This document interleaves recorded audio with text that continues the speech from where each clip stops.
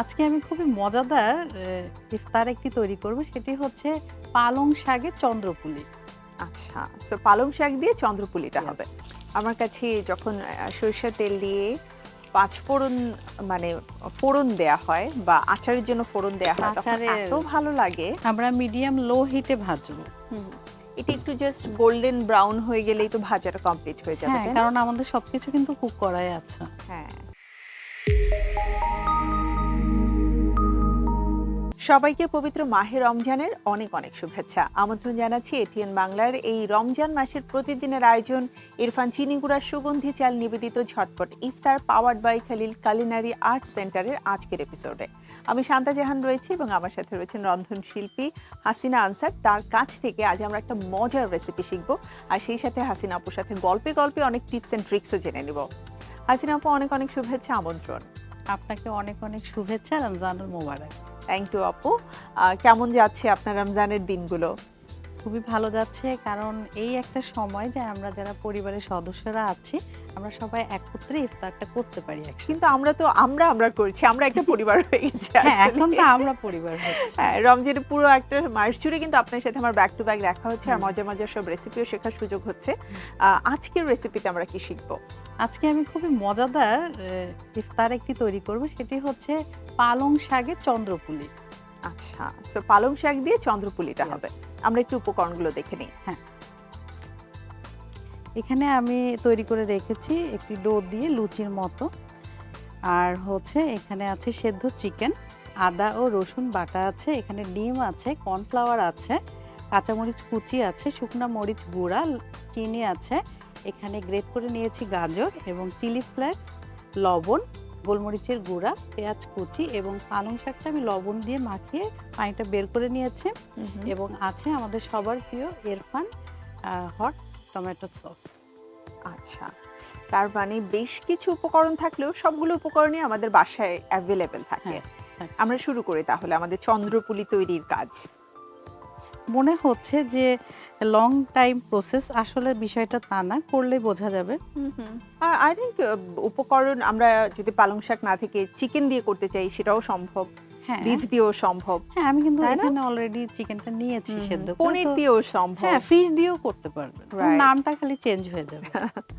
আচ্ছা, আমি মানে কিন্তু এখানে বাসায় আসলে যেটা অ্যাভেলেবেল আছে ইফতারের আয়োজনে সেটা দিয়েই কিন্তু আপনি চটজলদি মজার কিছু তৈরি করে ফেলতে পারেন, শুধু প্রসেসটা একটু হয়তো ভিন্ন হবে। আমি এখানে ইউজ করছি ইরফান খাঁটি সরিষার তেল। হুম হুম।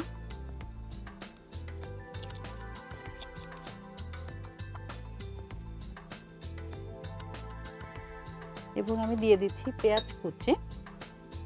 পেঁয়াজ খুব বেশি লাল করব না, শুধু কাঁচা গন্ধটা দূর হলে এবং পেঁয়াজটা নরম হয়ে গেলে বাস হয়ে যাবে আমাদের। মানে পেঁয়াজটাকে আমরা জাস্ট একটু ট্রান্সপারেন্ট কালার হলেই তারপরে একটু সতে করে নিলেই হবে। হুম।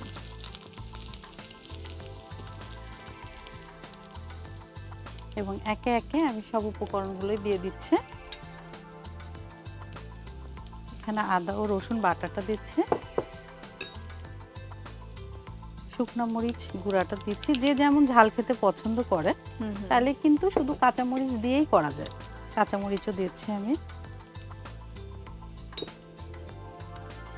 আর হচ্ছে আমাদের হেলদি গাজর, বিটা ক্যারোটিনে ভরপুর, আমাদের চোখের জন্য খুব ভালো। এবং অনেক সময় বলে না যে সুন্দর কালার যদি পেতে চান গাজরের মতো, তাহলে গাজর অবশ্যই খেতে হবে। প্রতিদিন যদি গাজরের জুস খাওয়া যায় সেটা কিন্তু আমাদের স্কিনের জন্য খুবই ভালো।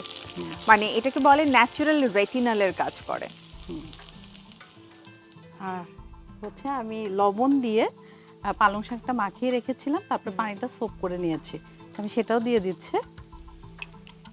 আচ্ছা, তার মানে পালং শাকটা আমরা মানে কাঁচা অবস্থাতেই লবণ দিয়ে মাখিয়ে রেখে তারপর সেটাকে পানিটা চিপে নিয়ে। হ্যাঁ, কারণ হচ্ছে আমরা যখন চন্দ্রপুলিটা করব যেন পানিটা বের না হয়, কারণ ওটা আবার ফ্রাই করতে হবে। তো এটা অ্যাকচুয়ালি আমরা ভেতরের যে পুরটা আছে ওটাকে সেটা তৈরি রেডি করলাম। করছে। হ্যাঁ, তো বাকি উপকরণগুলো আমি দিয়ে দিচ্ছি।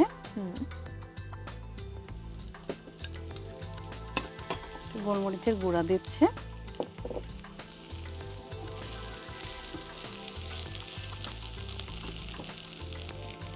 আমি ডিমটা একটু ভেজে নিব। এখানেও আমি ইরফান সরিষার তেলটা ব্যবহার করছি। খুবই সুন্দর একটা ঘ্রাণ। সরিষার তেলের ঘ্রাণটা যখন নাকে এসে লাগে তখন খুব ভালো লাগে। হ্যাঁ, অনেক ভালো লাগে। আমার কাছে যখন সরিষার তেল দিয়ে পাঁচফোড়ন মানে ফোড়ন দেয়া হয় বা আচারের জন্য ফোড়ন দেয়া হয় তখন এত ভালো লাগে। হ্যাঁ, অবশ্যই। ওটা তো আম্মুকেও যখন আমি আসলে ইরফানের এই তেলটা নিয়ে দিই, আম্মু খুব পছন্দ করে যে না তেলটা ভালো, এবং আচারের জন্য এটা খুবই কার্যকর। মানে কিছুদিন পরেই কিন্তু আসলে কাঁচা আমের সময় চলে আসছে, আমাদের আচার দেওয়ার সময়টা। তো ওই সময়টাতে আপনারা যদি ইরফানের খাঁটি সরিষার তেলটা ব্যবহার করেন, ডেফিনেটলি আপনাদের আচারটা কিন্তু দীর্ঘদিন ভালো থাকবে এবং আচারের টেস্ট অনেক বেশি এনহ্যান্সড হবে। হ্যাঁ, এবং আমি কিন্তু বাসাতে যত রকম ভর্তা আছে, তেহারি আছে, সরিষার তেহারি যেগুলো, আমি কিন্তু সব ইরফানের খাঁটি সরিষার তেল দিয়ে করি। এমনকি আমি কাচ্চি বিরিয়ানিটাও আমি এই সরিষার তেল দিয়ে করি। হ্যাঁ, এবং মানে ফিডব্যাক এত ভালো পাই, সবাই খুবই প্রশংসা করে। এবং আমি এসএমই ফাউন্ডেশনের ট্রেনার। আমি যখন ক্লাস নিই কাচ্চির, তখনও কিন্তু আমি স্টুডেন্টদের এবং অন্যান্য তেহারি, তখন আমি এই তেলটাকে সাজেস্ট করি এবং তারাও খুব ভালো ফিডব্যাকটা দিয়েছে। আসলে স্বাদে ভালো, গুণগত মান সম্পন্ন, তাহলে কেন নয় ইরফানের খাঁটি সরিষার তেল। হ্যাঁ, কিন্তু এই কথা বলতে বলতে কিন্তু আমি অনেকগুলো উপকরণ দিয়ে ফেললাম। যেমন আমি সুগার দিয়েছি, আর লবণ দিয়েছি, এবং চিলি ফ্লেক্সও দিয়েছি, আর একটু দিচ্ছি। আর আমাদের প্রিয় এই যে বললাম ইরফানের হট টমেটো সসটাও দিয়েছি আমি, আর একটু দিচ্ছি। খুব সুন্দর একটা কালার আসবে।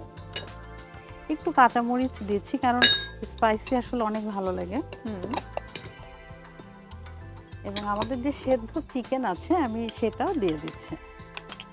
যেহেতু চিকেনটা সেদ্ধ করাই আছে, তাই এটাকে আমরা শেষ মুহূর্তে দিয়ে দিলাম। হ্যাঁ, এটা তো আর কুক করার কিছু নেই, জাস্ট একটু সতে করে আমি এটা নামিয়ে ফেলবো। সো এটা তো সতে করার পরে আমাদের একটু ঠান্ডা করে নিতে হবে, রাইট আপু, বানানোর জন্য। আমি তাহলে ছোট্ট একটু বিরতি নিয়ে আসি। প্রিয় দর্শক, আপনারা দেখছেন আমাদের প্রতিদিনের আয়োজন ইরফান ঝটপট ইফতার। আবারও ফিরবো, ছোট্ট একটি বিরতি নিয়ে নিচ্ছি, আর সাথেই থাকুন এটিএন বাংলার।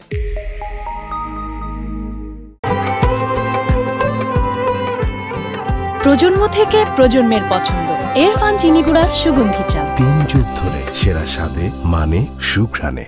অর্ণবের স্বপ্ন দেশের ফুড ইন্ডাস্ট্রিতে জনপ্রিয় একজন শেফ হওয়ার।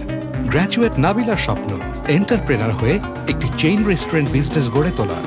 বিদেশে পড়তে যাওয়ার আগে স্কিল ডেভেলপ করতে চায় কুকিং এক্সপার্ট ফাহাদ। অত্যাধুনিক কিচেনে, আন্তর্জাতিক কারিকুলামে দেশ বিদেশের স্বনামধন্য শেফদের তত্ত্বাবধানে প্র্যাকটিক্যাল ক্লাসের পাশাপাশি থাকছে ক্যারিয়ার গাইডলাইন। স্বল্প ও দীর্ঘমেয়াদী সার্টিফিকেট কোর্সে শেফ হিসেবে আন্তর্জাতিক ক্যারিয়ার গড়ুন। Khalil culinary arts center. After break ATN বাংলার পর্দায় আমাদের প্রতিদিনের আয়োজন ইরফান ঝটপট ইফতারে আরও একবার আমন্ত্রণ আপনাদের সবাইকে। চলে যাচ্ছি আমাদের আজকের রেসিপি পালং শাকের চন্দ্রপুলিতে। হাসিনা আপু, তাহলে এবারে তো আমাদের চন্দ্রপুলি তৈরি করার সময় হয়ে গেল। হ্যাঁ, আমরা তো নামিয়ে ফেলেছি। এখন আমি পুরটা দিব এর মধ্যে, তবে তার আগে আমি বলে দিই এটা আমি ময়দা এবং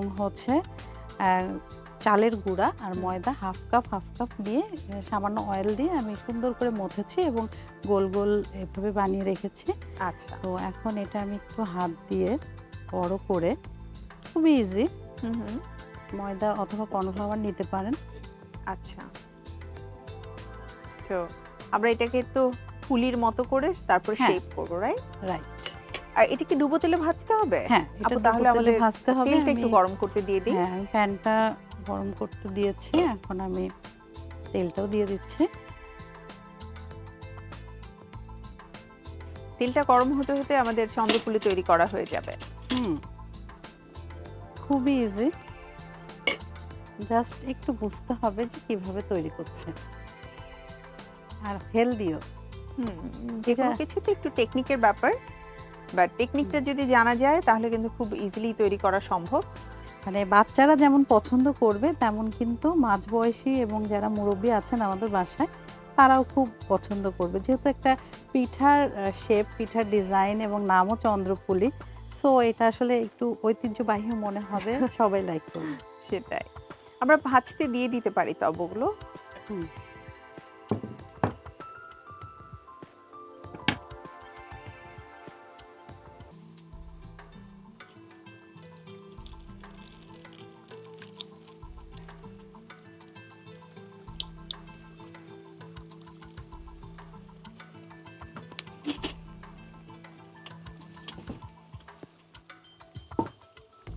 আমরা মিডিয়াম লো হিটে ভাজবো। এটা একটু জাস্ট গোল্ডেন ব্রাউন হয়ে গেলেই তো ভাজাটা কমপ্লিট হয়ে যাবে, হ্যাঁ, তাই না? কারণ আমাদের সবকিছু কিন্তু কুক করাই আছে। হ্যাঁ। আপু হয়ে গেছে নিশ্চয়ই আমাদের? হ্যাঁ, হয়ে গিয়েছে।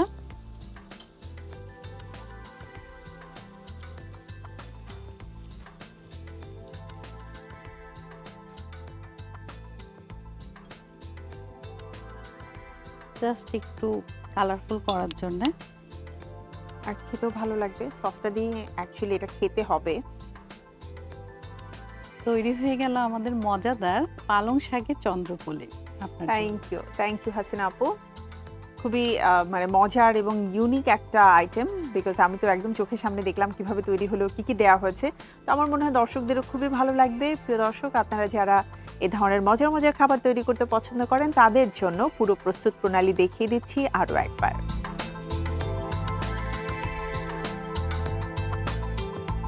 প্রিয় দর্শক, আজ বিদায়ের পালা। দেখা হবে আবারও এটিএন বাংলার পর্দায়। আমাদের প্রতিদিনের আয়োজন ইরফান চিনিগুড়ার সুগন্ধি চাল নিবেদিত ঝটপট ইফতার powered by Khalil culinary arts সেন্টারের পরবর্তী এপিসোডে। সবাই সে পর্যন্ত ভালো থাকুন, সুস্থ থাকুন।